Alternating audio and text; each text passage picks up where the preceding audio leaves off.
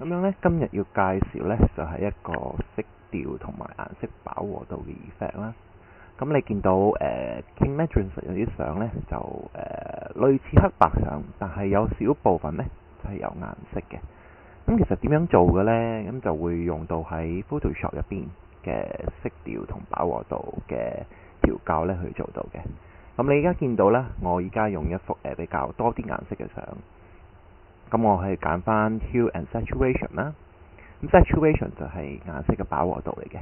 如果我較大啲呢，咁就鮮豔啲啦；如果唔係，就會係淡啲啦。咁 Hue 呢，就係嗰個色調啦。咁我可以將啲顏色重新調配過咁樣啦。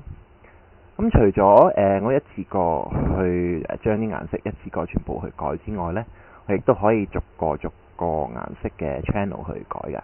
咁譬如話，我而家係將紅色同埋黃色就將佢變晒做黑白色啦，咁剩翻就會係藍色啊、粉紅啊咁樣噶啦。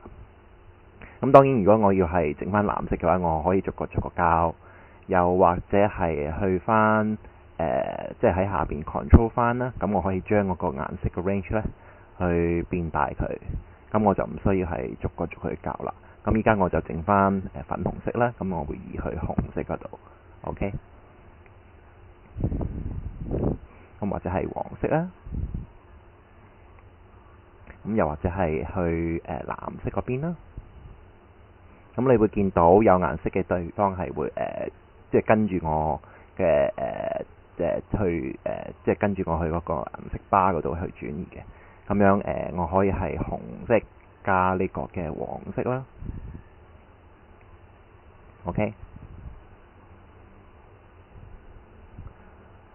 好啦，咁呢幅相嚟講呢，我諗我會係淨係用翻紅色去到顯示啦。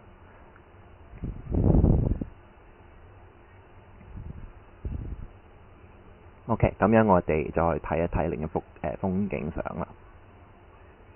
咁一樣啦，去翻 Hue and Saturation 啦，揀翻紅色做個例子，跟住去將嗰個顏色嘅 coverage 去 expand 咗佢啦。咁而家我係即係淨係揀咗粉紅色，咁我調到去紅色嗰邊啦。咁我亦都係可以去揀去呢個偏黃嘅地方啦。咁你偏黃嘅地方，你會見到草地嗰邊開始有色噶啦。咁樣我再褪過少少嘅話呢，就會係草地嘅色啦。OK。咁又或者係我可以去包括埋呢個天空嘅顏色都得啦。OK。咁喺呢個示範度呢，我就會係將顏色就淨係收翻，淨係得有綠色呢個顏色咁樣嘅。好啦，最後一幅啦，最後一幅就同 Kim Anderson 嗰啲相差唔多啦，就會係用呢個嘅細路仔嘅相啦，一樣去校翻呢個嘅 Hue and Saturation 啦。咁就將其中一隻色就顯示出嚟啦。咁跟住你會見到如果我係去紅黃中間嘅話呢，就會係肉色啦。咁如果去翻偏紅嘅話，你會見到細路仔個面嗰度呢都有少少顏色嘅。OK， 咁呢個就係Photoshop 入邊呢個 Hue and Saturation 嘅用法啦。